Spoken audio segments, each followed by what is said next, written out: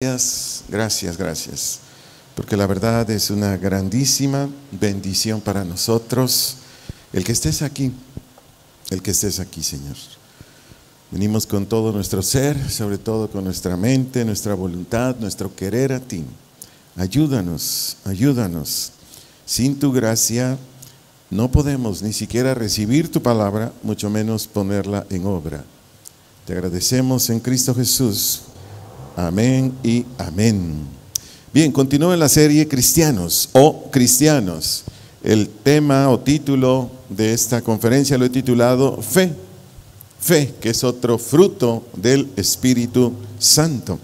Vaya conmigo por favor a Génesis capítulo 41, versos 46 al 49, y después vamos a leer los versículos 53 al 57. Repito, Génesis capítulo 41, en los versículos 46 al 49 y después 53 al verso 57.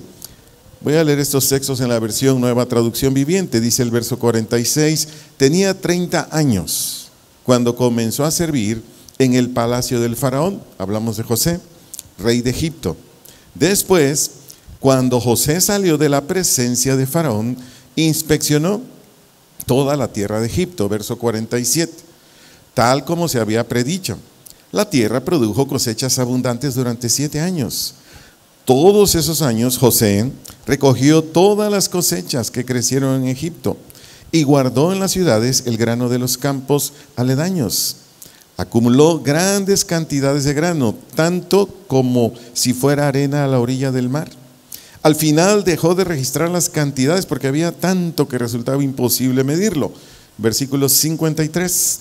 Finalmente acabaron los 7 años de cosechas abundantes en toda la tierra de Egipto. Después comenzaron los 7 años de hambre, tal como José había predicho. El hambre también azotó a todas las regiones vecinas, pero en todo Egipto había alimento de sobra.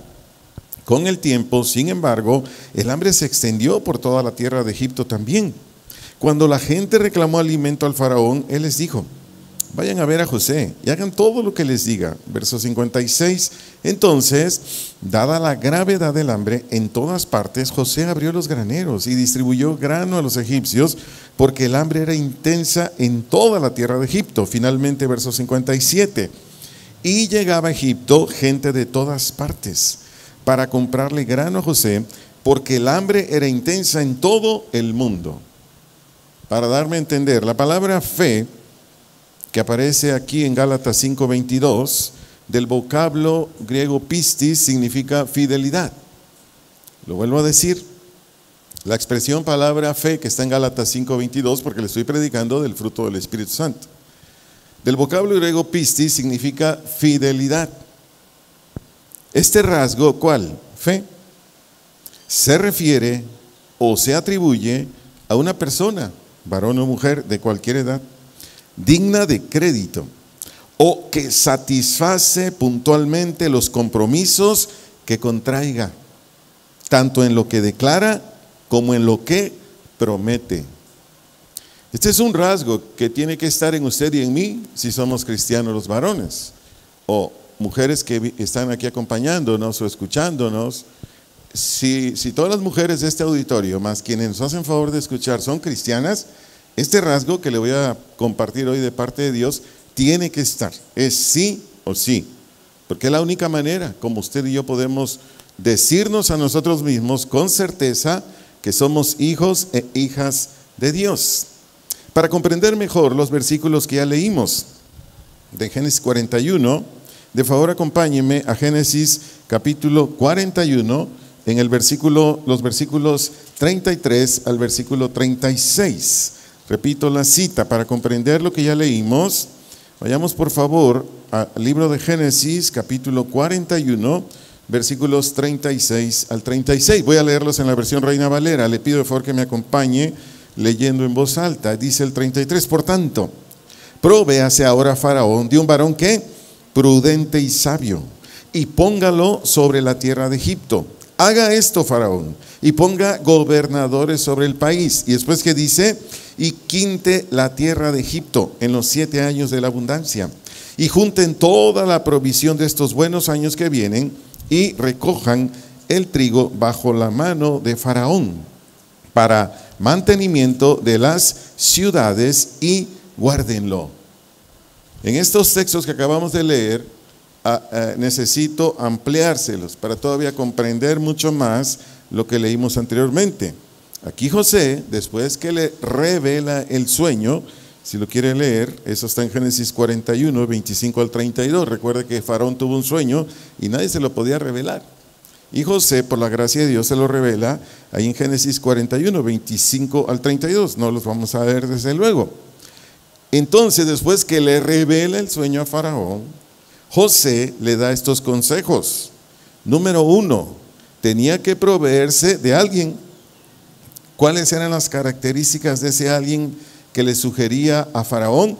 Que fuera un varón prudente y sabio. Aquí la palabra prudente del vocablo hebreo bin quiere decir entendido, que discierna, que sea un experto. Entendido, que discierna, que sea un experto. Y le da otra característica o rasgo, que sea sabio, del vocablo hebreo kahakam, que quiere decir con conocimiento e inteligente, con conocimiento e inteligente. Y le da otro consejo. En el versículo 34, la parte B, le dice, quinte la tierra. Quinte la tierra quiere decir que ahora Faraón debía cobrar el 20% de impuestos. El 20% de impuestos. No dice la Biblia cuánto cobraba anteriormente Faraón, pero le dice, ahora quinte la tierra. Estos consejos que le daba José a Faraón, ¿para qué cree que era? Para que administraran bien lo que Dios les iba a dar de muchos granos en los tiempos de abundancia. Entonces, aquí hay una aplicación para un cristiano y una cristiana. Un cristiano y una cristiana que está teniendo buen ingreso económico en este tiempo, de acuerdo a estos textos, ¿qué tiene que hacer con ese buen ingreso? Írselos a gastar al Akron de las Chivas, írselos a gastar al estadio de los Charros de Jalisco, de béisbol, írselos a tirar a, no sé, un montón de cosas. Eso tiene que hacer ese varón o mujer. O sea, Dios no nos prohíbe, Dios no nos coarta de que no podamos tener algún tipo de diversión. Pero sí Dios nos dice en la Biblia, todo el dinero que te doy no es para que lo despilfarres, no es para que lo tires. Todo el dinero que te doy, una parte va a ser para tu comida, si pagas renta, o estás pagando una casa a crédito, o otra necesidad. Te puedes ir a divertir, claro, pero que no sea algo de manera continua, que cuando lleguen los años del cansancio, de que dices, pues ya no tengo fuerzas, te estés lamentando y digas, y no seguí el consejo del Señor. Entonces, ¿qué necesita un trabajador, un empresario? ¿Qué necesita un profesionista cuando está con toda la pila, como dice mi hijita, una de ellas? ¿Qué tiene que hacer? El consejo que da aquí, que le dio José a Faraón. Ustedes tienen que discernir. No sé, bueno, se lo he dicho repetitivamente, espero no cansarlo, ¿verdad? Pero las economías a nivel mundial poco a poco se van a ir deteriorando. Y yo quiero decirle algo que me dijo un maestro de mi escuela bíblica hace 30 años que fui a la escuela bíblica. Él me dijo, mira Arturo, el dinero que está en el mundo ya no hay más. No sé si me doy a entender con esa expresión que me dijo mi maestro de la escuela bíblica. Él era un administrador con doctorado, cristiano, maestro de la Biblia, y él nos dijo en su clase, en esta tierra ya no hay más billetes. Todo el oro con el que se respalda el dinero en cualquier país, o piedras preciosas como diamantes, rubíes. Sí sabía usted, ¿verdad? Que así se respalda el billete. ¿Sí sabía o no? Bueno, si no ya lo sabe. El papel por sí solo, si usted trae un billete de 100 pesos, no valdría nada si en el Banco de México no hubieran lingotes de oro. Eso es lo que respalda el billete. Bueno, este maestro nos decía, mira Arturo, más dinero ya no va a haber. Aquí está todo el billete y aquí va a seguir. Entonces, aquí, repito, José le da estos consejos a Faraón. Entonces, el consejo de José a Faraón, número 1, por lo que venimos leyendo, fue para comprar grano en los años de abundancia y guardarlo, para que cuando se presentara la escasez de alimentos, Egipto tuviera lo suficiente. No solamente para los que habitaban ese país, sino para todas las naciones vecinas que de seguro iban a venir a buscar comida allí.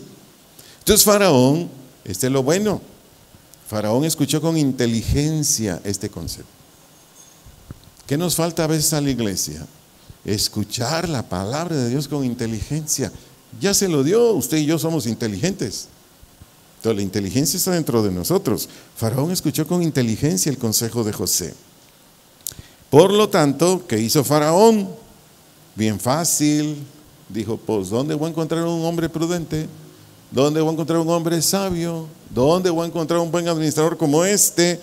Vayamos ahí, por favor, a Génesis 41, versículos 39 al 41. Génesis 41, versículos 39 al 41. Y dijo Faraón a José, pues que Dios te ha hecho saber todo esto. No hay que entendido, eso quiere decir sabio, eso quiere decir prudente, ni sabio como tú. Verso 40, tú estarás sobre mi casa y por tu palabra se gobernará todo mi pueblo. Solamente en el trono seré yo mayor que tú. Verso 41, dijo además Faraón a José, y aquí yo te he puesto sobre toda la tierra de Egipto. Entonces, a partir de aquí, José fue puesto por Faraón como primer ministro de Egipto. ¿Y cuál fue el testimonio que José dio como hijo de Dios? ¿Cuál fue? Que José fue fiel, como corresponde a un buen administrador. José, ¿qué fue? Fiel, como corresponde a un buen administrador. ¿Cómo se llama la conferencia? Fe o fidelidad o alguien que satisface puntualmente los compromisos que contrajo. Nuevamente pregunto, ¿José fue fiel? ¿José tenía este rasgo del Espíritu Santo? Ese tiene que estar en ti y en mí si somos nacidos de nuevo. Eso tiene que estar en cada uno de nosotros. Por citarle aquí un texto bíblico, solo anótelo si gusta anotarlo, si no escúchelo por favor. Está en la primera carta a los Corintios, capítulo 4, verso 2. Voy a leerlo en la versión Palabra de Dios para Todos. Primera carta a los Corintios, capítulo 4, verso 2, y dice así en esta versión: además, una persona en la que alguien ha confiado debe demostrar que es digna de esa confianza. Repito lo que dice Primera de Corintios, capítulo 4, verso 2, la versión Palabra de Dios para Todos. Además, una persona en la que alguien ha confiado debe demostrar que es digna de esa confianza. Faraón, ¿en quién confió? En José. Y José le regresó esa confianza a Faraón. Así tiene que ser una esposa con un marido. El esposo confía en la esposa, le deja en sus manos muchas responsabilidades. Usted quiere recursos materiales, sus hijos, su casa, muchas cosas. Entonces el esposo está ahí, ¿qué? Esperando que su esposa responda conforme a esa confianza. A ustedes mujeres, en las reuniones de mujeres ya les predicaron las virtudes de la mujer virtuosa. Y hay un versículo ahí en Proverbios 31 donde dice que el corazón del marido está, ¿qué? Confiado en ella. Pero ¿por qué el marido de esa mujer confiaba en ella? Pues era una mujer virtuosa. Entonces, aquí yo sé que Dios nos está hablando a todos y solamente estoy aplicando eso en la esposa, pero se aplica en todos los ámbitos de la vida. Entonces, de la misma manera que José, todo empleado, toda empleada, cristiano, cristiana, desde luego, repito, de la misma manera que José, todo empleado, toda empleada, cristiano, cristiana, porque de otra manera pues no puede ser un empleado, no puede ser un profesionista, no puede ser un trabajador con este rasgo, imposible, no se puede. Sea que trabaje como intendente, si era haciendo el aseo en diferentes instituciones de gobierno o en la iniciativa privada, o sea que tenga un empleo de gobierno, ya sea en lo administrativo, o que tenga, no sé, un empleo donde tenga que mover automóviles, camiones, y por mencionarles algunas de las muchas actividades que tiene un empleado, o el trabajo que desempeñe este varón, esta mujer, por ser cristiano. El mismo testimonio que mostró José es el mismo testimonio que tú y yo tenemos que mostrar, el mismo. Si nosotros somos personal administrativo, nos dan un recurso, un dinero, no sé, para dar de comer a los empleados de esa empresa. Nos dan un recurso, un dinero, porque dicen, ten para que le pongas gasolina al camión y traslades a los empleados de una ciudad a otra, o infinidad de cosas. No es para que vayas a comprar con los guachicoleros el diésel o la gasolina. No, tienes que ir a una gasolinera y pagar. Cuando estábamos en el otro local, llegaban más de 3 hermanos que manejaban camiones de empresas aquí muebleras que trasladan muebles a todo el país. Y uno de ellos me dijo que cuando él no era cristiano, él compraba hasta los boletos o comprobantes de las casetas. Y yo le dije, ¿cómo es eso? ¿Cómo se puede hacer eso? Ah, pues sí se puede, hermano. Hay lugares donde le venden los tickets de las casetas. O sea, yo no me iba por la autopista, yo me iba por la libre y me vendían los tickets. Le dije, hermano, ¿y lo sigue haciendo? No, desde que nací de nuevo, ya no. Si igual era con el diésel. Donde quiera que habían ahí diésel robado, ahí cargaba. Pues 50% era para mí, 50% para el guachicolero. Estoy hablando, poniendo estos ejemplos para darme a entender mucho mejor de qué se trata la vida cristiana. La vida cristiana es que tú y yo, en la responsabilidad que nos otorguen confianza, de esa manera la debemos regresar. De la misma manera. Veamos esta misma conferencia, apliquémoslo a otro ámbito de la vida. Acompáñenme por favor a Génesis capítulo 11, versículo 29. Génesis capítulo 11, versículo 29. Voy a dar lectura a este texto también en la versión Nueva Traducción Viviente. Sígame ahí con su vista si trae otra versión, perdón. Dice Génesis 11, 29. Durante ese tiempo, tanto Abraham como Nacor, que eran hermanos, se casaron. El nombre de la esposa de Abraham era Sarai y el nombre de la esposa de Nacor era Milca. Milca y su hermana Isca eran hijas de Aram, el hermano de Nacor. Es decir, la esposa de Abraham era media hermana de él. Simplemente por darle ese dato, pero aquí póngame atención. De acuerdo a la Biblia, Sara vivió 127 años. Eso lo dice, si lo quiere anotar, Génesis capítulo 23, versículos 1 y 2. Génesis 23, 1 y 2. Sígame con cuidado, por favor. Este dato que le di es por lo siguiente, porque de acuerdo a Génesis 12, 4, Génesis capítulo 12, verso 4, dice que Abraham cuando salió de Ur de los Caldeos tenía 75 años.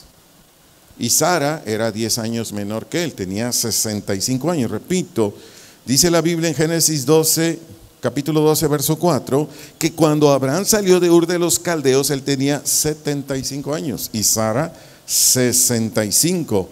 Tomando como referencia estos datos en relación a las edades, los años que vivió Sara, 127, entonces esto nos arroja que tanto el matrimonio de Abraham como el matrimonio con Sarai tuvo una duración de 52 años. Por lo que dice acá, yo me metí a la Historia Universal, a investigadores, no encontré el dato. ¿Qué edad tenía Abraham y Sara cuando se casaron? Estoy tomando como referencia Génesis 12:4, pero ellos tenían más años de casados. Entonces ellos tenían 52 años de casados. Dijera mi hermano amado Beto, ya tenían un tostón. Bueno, los que son de mi época saben de qué estoy hablando, ¿verdad? Los más jóvenes dicen, ¿y eso qué es? Investígalo, métete a tuyo, investígalo. Estos ya tenían un tostón de casados, hermano. Y aquí quiero que me sigan con más cuidado, por favor. El matrimonio cristiano, por el fruto de fe o fidelidad, Repito, el matrimonio cristiano, por el fruto de fe o fidelidad, cumple con el mandamiento de Génesis 2:24. Vayamos allá, por favor. Cumple con el mandamiento de Génesis capítulo 2, versículo 24. Voy a leerlo en la Reina Valera. Dice así: por tanto, dejará el hombre a su padre y a su madre, y se unirá a su mujer, y serán una sola carne. Este texto también lo puede encontrar en San Mateo 19:5, en San Marcos 10, versículos 7 al 9, en Efesios capítulo 5, verso 31. En todos dice lo mismo, pero ¿a qué se refiere este texto bíblico? A que el matrimonio cristiano delante de Dios, de una cristiana y de un cristiano, es hasta que la muerte los separe. No los problemas, no la escasez económica, no la enfermedad, no, hasta que la muerte los separe. Por hablarle de Abraham y Sara, ellos tuvieron desde pequeñas hasta grandes dificultades. Eso lo puede usted leer en Génesis capítulo 12, verso 6, hasta Génesis capítulo 22. Por falta de tiempo no lo leemos. Génesis capítulo 12, verso 6, hasta Génesis capítulo 22. Pero por ejemplo, ahí hubo una ocasión cuando iban entrando a Egipto, que Abraham no se había dado cuenta de la chulada de esposa que tenía. Entonces cuando van entrando a Egipto, ve a Sara y dice: wow, eres una mujer bella. Entonces le dice: ¿sabes qué? Cuando entremos a Egipto, tú vas a decir que eres mi hermana. Y sí era su media hermana, pero eso no lo tenía que hacer Abraham. ¿Pero por qué lo hizo Abraham? Porque le dijo a Sara: si digo que eres mi mujer, me van a matar. Y usted ya sabe la historia. Hubieron casos gravísimos en su matrimonio. Por ejemplo, con el hijo de la promesa. Cuando le dice Sara a Abraham: bueno, pues yo soy estéril, ya grande edad, tú también, ¿por qué no tienes relación con mi sierva? Y de ahí que venga el hijo de la promesa. Yo quiero decirte, varón, Abraham nunca lo hizo con malicia. Abraham tuvo esa relación con la señora pensando en el hijo de la promesa. Porque hay varones que se toman estos textos y se desvían. Ah, no, pero si Abraham tuvo un amante, ni vos que yo no. ¿Cuántos saben que la Biblia dice no al adulterio? Digo, con ese dato, ¿no? Para que ya nos calmemos ahí los varones. Pero que cuando secuestran a Lot, estoy narrando esto para darme a entender de que en el matrimonio de Abraham y Sara hubieron problemas gravísimos. Cuando secuestran a Lot, ¿y qué hizo Abraham? Tomó unos cuantos hombres y fue por su sobrino y lo rescató. ¿Y qué decir de todos los años que vivieron en tiendas de campaña? Sí sabía eso, ¿verdad? Digo, tiendas de campaña pues se le llama ahora, ¿no? En ese tiempo se le llamaban carpas. Ahí vivieron añales Sara y Abraham. Y como lo dije en otra conferencia, ¿tienen idea cuánto sufría Sara para cocinar? No tenía esas estufas eléctricas que ahora con qué facilidad, o empotradas en la pared, o sus hornos de microondas, etc. No tenía sus licuadoras, ¿cómo se llaman esas famosas que venden hoy? Tiene un nombre japonés, se me va el nombre, ¿no? Que usted mete a lo que quiera ahí, lo hace trizas de volada la licuadora. No, todo era a mano, con leña, con ollas, en cuclillas, pues estaba en el piso todo. Bueno, pasaron una serie de situaciones bien difíciles, muchas incomodidades. Dicho todo eso, póngame atención por favor, matrimonio. Escucha esto: nada ni nadie provocó que su matrimonio fuera disuelto. Se lo vuelvo a decir: nada ni nadie provocó que su matrimonio fuese disuelto. Hubieran pleitos, hubieran irresponsabilidades, hubieran celos, hubieran exigencias carnales de uno de otro cónyuge, nada. Ahí no hay un texto bíblico que diga: Sara, uy, Abraham, de haber sabido que me des esta vida, ni me caso contigo. ¿Cómo que con ollitas de barro? ¿Cómo que cocinando con leña? No, mejor me hubiera casado con otro. No, nada de eso. Si lo dijo, la Biblia no lo dice.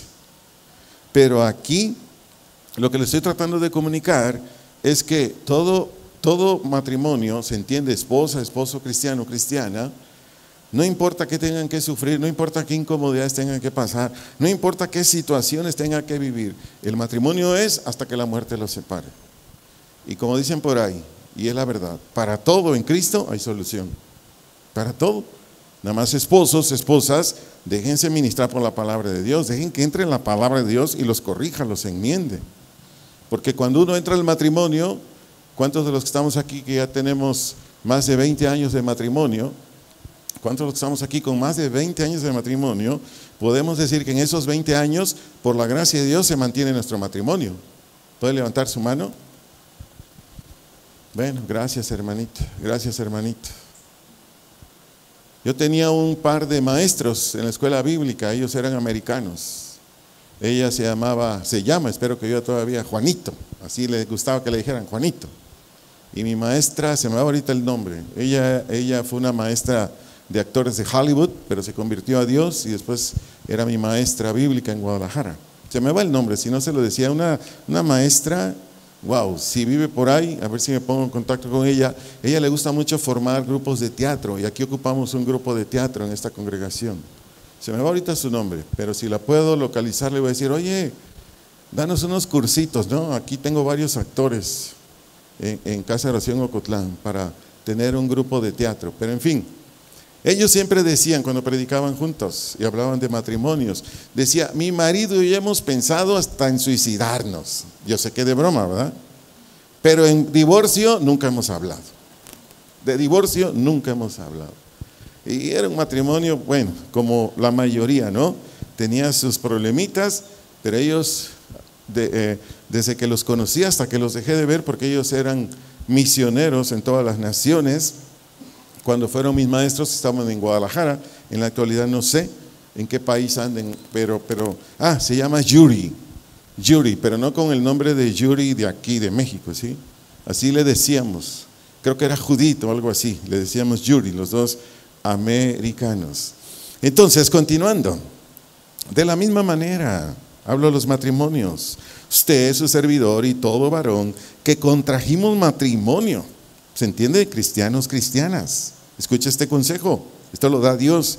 Ningún problema, sea de escasez o de cualquier índole que guste y mande, debe provocar la disolución de nuestro matrimonio. Nada. Es que mi esposa es así, es que mi marido es así. Pues para eso estamos aquí, los servidores. ¿Tiene problemas su matrimonio? Pues venga con nosotros. Para eso Dios nos puso también, para que platiquemos, les demos consejo conforme a la Biblia. Desde luego reciba la palabra, por favor, deje que entre, para que la palabra lo ponga en orden. Y ya, a volar con todos los problemas. Pregunto, ¿para Dios hay algo imposible? Oiga, si el mundo dice que para todo hay solución menos para la muerte, ¿Dios tiene solución para la muerte? Nos va a resucitar cuando Jesús venga, los que ya hayamos fallecido. Bueno, pero continúo. A los matrimonios les animo, por favor háganlo. Observen a matrimonios en la Biblia, los problemas que tenían, y ellos enterraron a sus esposas por darles algunos matrimonios, por ejemplo Isaac y Rebeca. Eso lo puede usted estudiar desde Génesis capítulo 25, versículo 20 en adelante. El matrimonio de Isaac y Rebeca, Génesis 25, 20 en adelante. O estudie el matrimonio de Jacob y Raquel. Eso está en Génesis 29, 20 en adelante. Génesis 29, 20 en adelante. O estudie el matrimonio de Moisés y Séfora. Eso está en Éxodo capítulo 4, versos 20, 25 y 26 en adelante. Repito, Moisés y Séfora. Éxodo capítulo 4, versos 20, 25 y 26 en adelante. Dicho todo lo anterior, amada iglesia, un matrimonio cristiano se mantiene firme, sólido, armonioso, feliz, hasta que la muerte lo separe. Dije cristiano. ¿Por qué? Porque un matrimonio cristiano tiene este rasgo. ¿De cuál? De fe o fidelidad. Si quiere anotar, le doy otra definición. De fe o fidelidad, del vocablo griego pistos, que significa en nuestro idioma constante en el cumplimiento de sus obligaciones. constante en el cumplimiento de sus obligaciones y a la vez no defrauda la confianza concedida o entregada. Repito, y a la vez no defrauda o no decepciona la confianza concedida o entregada. Esto que le voy a decir es muy común en mujeres o en varones que se casan o con una mujer no cristiana o con un hombre no cristiano. Esto que le voy a decir enseguida. Su servidor ha aconsejado a muchas mujeres y a muchos hombres que rebelándose u oponiéndose al mandato de Dios de que tu esposa debe ser cristiana o tu marido debe ser cristiano, contraen nupcias. Y es bien común y corriente lo que te voy a decir ahorita, que si tu esposo no es cristiano, a veces a corto plazo, a veces a largo plazo, te va a decepcionar con infidelidades, te va a decepcionar con irresponsabilidades, te va a decepcionar con malos tratos, te va a decepcionar con infinidad de actuaciones injustas. Y si lo cambiamos del otro lado, igual. Te casas con una mujer no cristiana, es lo mismo. Ay, pastor, es que ya le dije y no hace caso. Y yo les digo, te lo dije. No, no es cierto. Es que así dice el mundo, ¿verdad? Te lo dije. No, así no les digo. Le digo, amado hermano, cuando tú viniste conmigo y me dijiste, me quiero matrimoniar con esta mujer, yo te dije, pues examínala, porque de cristiana yo no veo nada, pero es tu novia, examínala. Se casan y después, ay, es que no sé qué hacer. Yo te lo dije, ahí sí ya. Te advertí, amado hermano, ella no era cristiana. Oiga, ¿y la dejo? No, espérame, si no es nada más así de... No es cristiana, la dejo y me caso con una cristiana. Así no es. Ahora, que te cueste, maestro. Da testimonio, ponte a orar, intercede, enséñale la palabra, cambia tu actitud. Si has sido duro con ella, sobre todo que la has agarrado a bibliazos, cambia. Y da un tiempo. Sin un tiempo saludable, nomás, no, bueno, ya tú decídelo, porque sí, Dios te permite, pues. Pero ahora estás pagando consecuencias por haberte casado con una mujer que no era cristiana. O al revés. Aplicando esta enseñanza misma en otro ámbito de la vida cristiana. Un cristiano o cristiana se mantiene firme en su decisión de vivir honrando a Dios hasta la muerte, no importando las pruebas o tentaciones que se le vengan encima. Repito, aplicando esta conferencia, fe o fidelidad, que es un fruto cristiano, aplicándolo en otro ámbito, le digo lo siguiente: un cristiano, una cristiana, se mantiene firme en su decisión de vivir honrando a Dios hasta la muerte, no importando pruebas o tentaciones. Veamos uno que está de alto calibre. Daniel capítulo 3, por favor. Versículos 8 al 23. Daniel capítulo 3. Versículos 8 al 23. Espero ya lo tenga delante de su vista. Por favor, leamos juntos en voz alta. Dice el verso 8: por esto en aquel tiempo, algunos varones caldeos vinieron y acusaron maliciosamente a los judíos.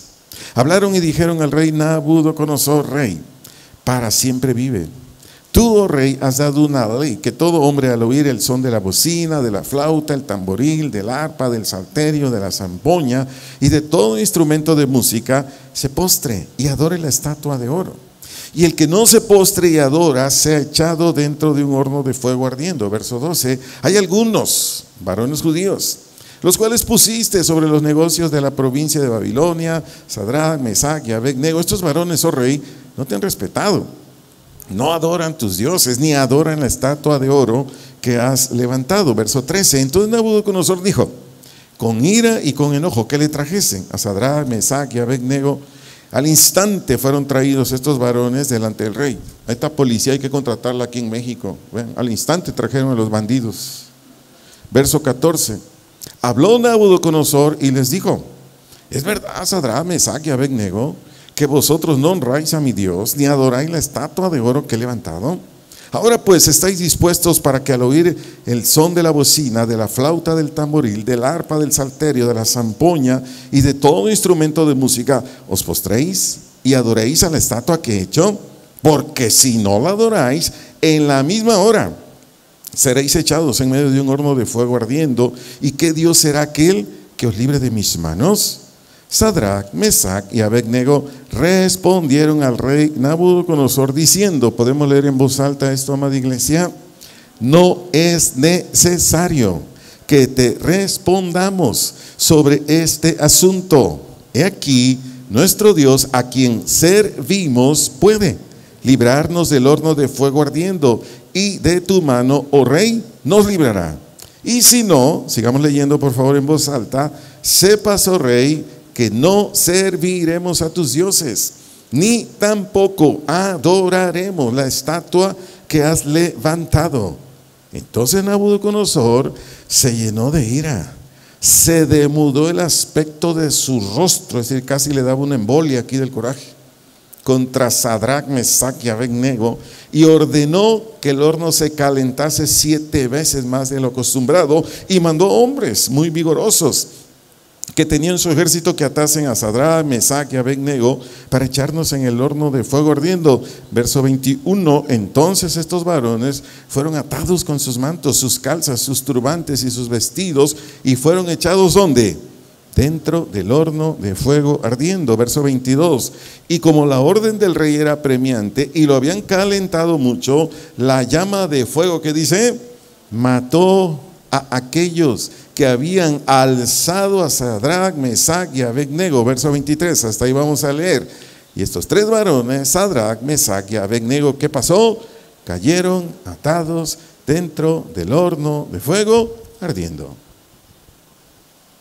Pregunto, este tipo de prueba para saber si somos cristianos, cristianas, es de un nivel muy alto. ¿Cuántos de nosotros hemos sido probados? Y hemos salido aprobados. ¿A cuántos de aquí los han probado dándoles cambio de más? Cuando ustedes van a un negocio, un camión, a mi hermano, allá hay otro hermano, aquí hay más hermanos. Los que no han sido probados, por ahí les va a llegar la prueba. Por ahí les va a llegar. Nuestro pastor de Casa de Oración Guadalajara, nuestro pastor principal, un día que llevó su auto a un taller mecánico ahí en Guadalajara, que le dieran mantenimiento, como él en ese tiempo creo solo tenía un vehículo, y creo que hasta la fecha, no sé. Entonces cuando sale del taller mecánico, se sube a un camión X, de una ruta X, no sé cuál era, ahí en Guadalajara. Y al subirse, él pagó con un billete, no sé si de 20 pesos, creo, su pasaje. Entonces, no es como ahora con tarjetas, sino se pagaba. Entonces, el que llevaba el camión, le da cambio de un billete de 500. Entonces el pastor, ya ve que la gente, órale, apúrese, ¿no? Ahí lo llevan a uno como, mejor no digo, ¿verdad? O lo digo. Ahí nos llevan como vacas, pues, ¿no? Y órale, y el pastor se va agarrando el tubo y dice, caray, si yo di 20 pesos. Entonces en cuanto la gente que subió se acomodó, él se regresa con el chofer y le dice, oye, yo te di 20 y me diste de cambio de 500. ¿Y qué cree que le dijo el chofer? Dice, yo soy católico, pero te he visto por YouTube que predicas en una congregación que no sé dónde está. Y según tú que eres un pastor muy íntegro. Y dije, ahorita lo voy a probar, a ver si es íntegro. Y él dijo, pues por la gracia de Dios y mi temor a Dios, sí soy íntegro. Y aquí está el cambio, órale. Entonces, no sé a cuántos de acá que nos han dado dinero de más hemos dicho, ay, Dios me bendijo. No, pues fíjate que no. Más bien Dios te probó. ¿Y qué tienes que hacer? Órale. A mí nunca me han dado dinero como lo mencioné del pastor, algunos de acá sí, pero sí me han dado dinero de más. Y en el momento yo le digo, oiga, yo le di un billete de 100, me está dando cambio de 200. ¿Y sabe qué dice la gente? Ay, ya casi no hay gente como usted. Y yo le digo, sí hay, vaya a Casa de Oración Ocotlán, ahí le presento como unos 40, son bien honrados. Y basta a conocer más, le digo. Nosotros sí. Y bueno, de esto le puedo decir muchas cosas más, pero al nivel que probaron a estos jovencitos, no, está así de hecho hay comentaristas bíblicos que han escrito así. Ay, pues ¿qué les costaba, hombre? Decir, a ver, un tato estatua, la adoramos y ya nos escapamos. Hágale. Amados, amados, en estos jóvenes podemos ver que para ser fieles a Dios, ellos confiaban en el Señor. Ellos tenían una fe ciega en Dios, pero también ellos eran humildes. Otro fruto que puedo ver aquí es que ellos eran abnegados y para todo dependían de Dios. Repito, estos jóvenes que mostraron confianza en Dios, humildad, abnegación y dependencia. ¿Por qué? Ellos preferían morir a Dios. Ellos preferían, morir si Dios no los salvaba. Ellos era primero Dios y luego pecar. No, pecar me justifico, luego pido perdón y sigo viviendo. No. Entonces, en estos jóvenes habían estos rasgos.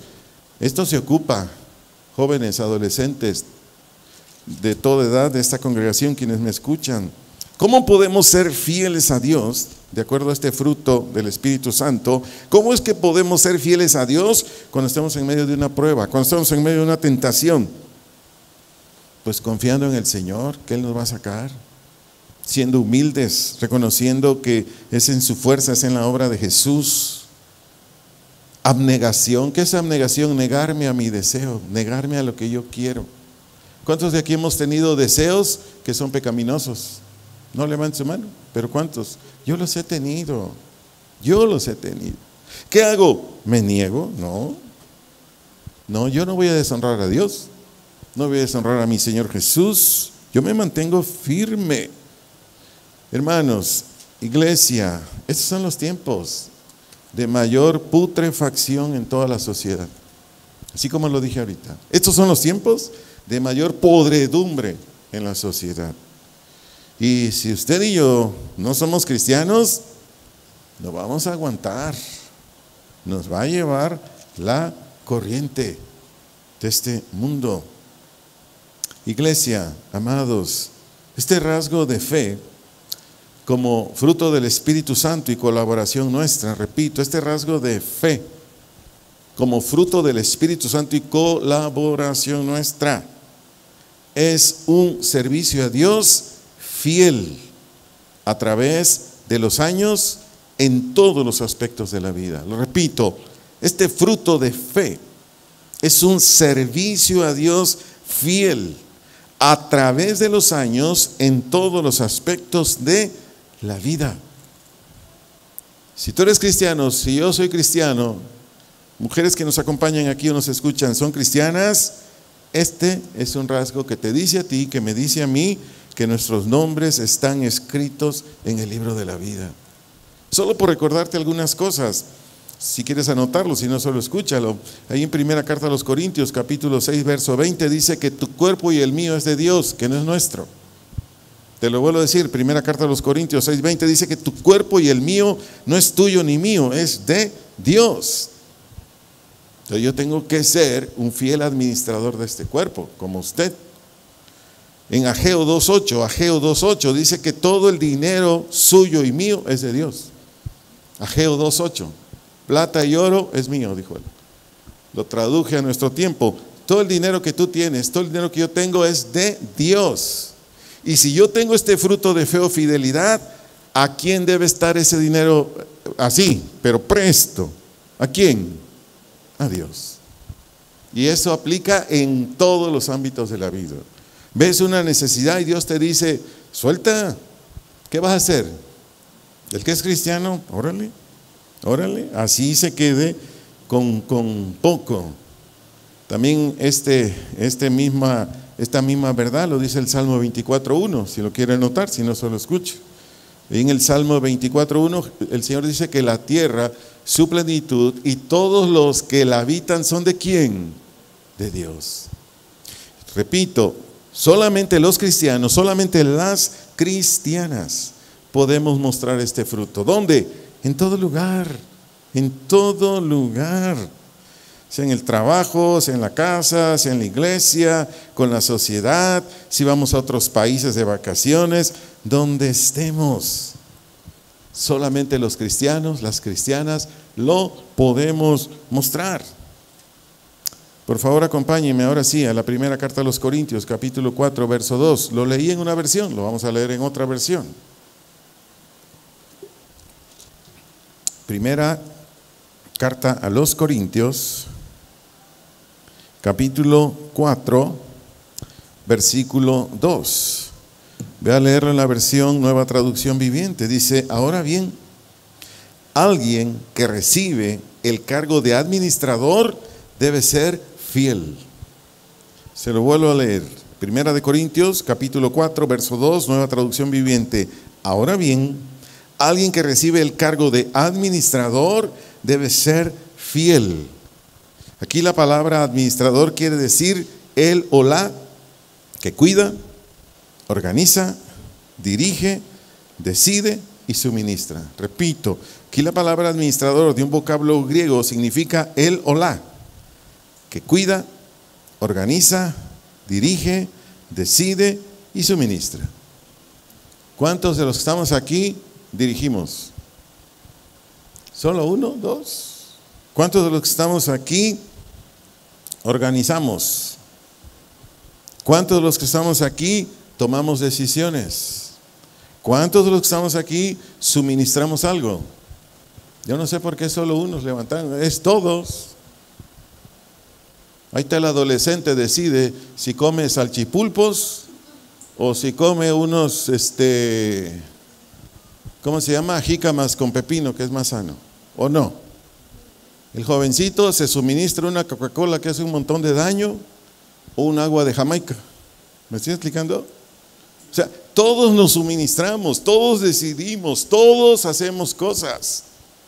Entonces, solamente el que es cristiano, solamente la que es cristiana puede manifestar este fruto. ¿Cuántos saben que mucha gente que tiene diabetes sigue aventándose su Coca-Cola de 600 mililitros?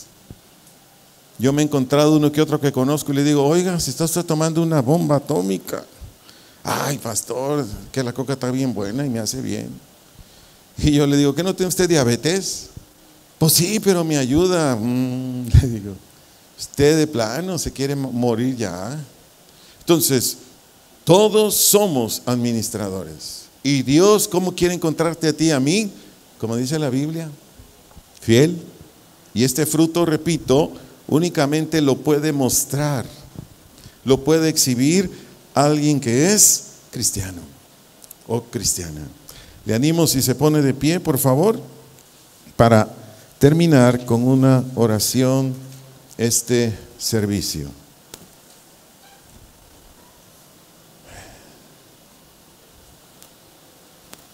Así de puestos de pie, por favor, le animo, como usted guste, levantar sus manos, como usted quiera, es su voluntad, pero yo sí le pido por favor que me escuche con atención. ¿Cuántos de nosotros, los que ya nos expusimos a esta enseñanza, cuántos de nosotros, los que ya nos expusimos a esta predicación, estamos cumpliendo con los compromisos que adquirimos? Lo vuelvo a decir, ¿cuántos de nosotros estamos cumpliendo con los compromisos que adquirimos? Cuando tú y yo nos casamos, una esposa adquirió compromisos, un varón casado adquirió compromisos. Si usted es un profesionista, es un empleado, en su profesión, en su empleo, cuando usted lo contrataron, adquirió compromisos, ¿sí o no? Usted adquirió compromisos. Lo mismo en casa, los hijos, las hijas tienen compromisos delante de Dios, honrar, obedecer a sus padres. Y en todo lo que hagamos en esta tierra hay compromisos. ¿Por qué le dije que si usted gustaba levantar sus manos? Porque si usted y yo estamos cumpliendo con nuestros compromisos, se lo debemos ¿a quién? Primero a Dios por su gracia, en segundo lugar a Cristo con su obra, en tercer lugar al Espíritu Santo. Y usted quiere en cuarto lugar a la palabra de Dios que nos dirige, que nos da dirección por medio de todos los preceptos o promesas o exhortaciones de Dios. Entonces, si usted y yo tenemos este fruto, no es nuestro, no nos jactemos. Todo viene de Dios porque hemos creído. Es todo. Nos hemos humillado, dependemos de Él y muchas cosas más.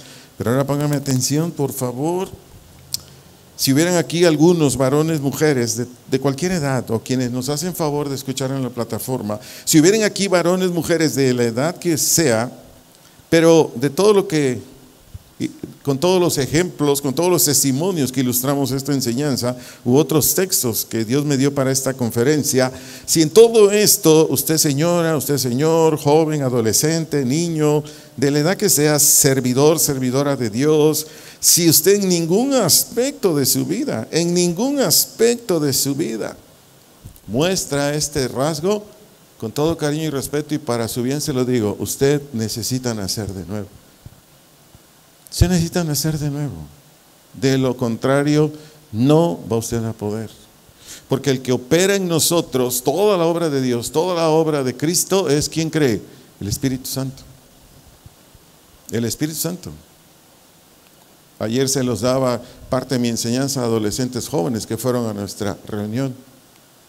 Eso dice Ezequiel 36, 26, 27. Y yo pondré mi espíritu sobre ti, para que tú hagas lo que yo diga. Estoy parafraseando ese texto. Entonces, si usted no tiene este fruto, pero en nada, con cariño y respeto le digo, necesita usted nacer de Dios. Necesito humildemente decirle, si gusta en este lugar o donde usted guste hacerlo, a solas, ir con Dios y decirle, Señor, ayúdame, ayúdame, ayúdame. Oremos. Padre, en el nombre de Jesús, te damos gracias. Reconocemos tu gracia sobre nuestras vidas. Sin tu gracia es imposible haber entendido esta conferencia. No se puede, porque esta no es una obra de hombres.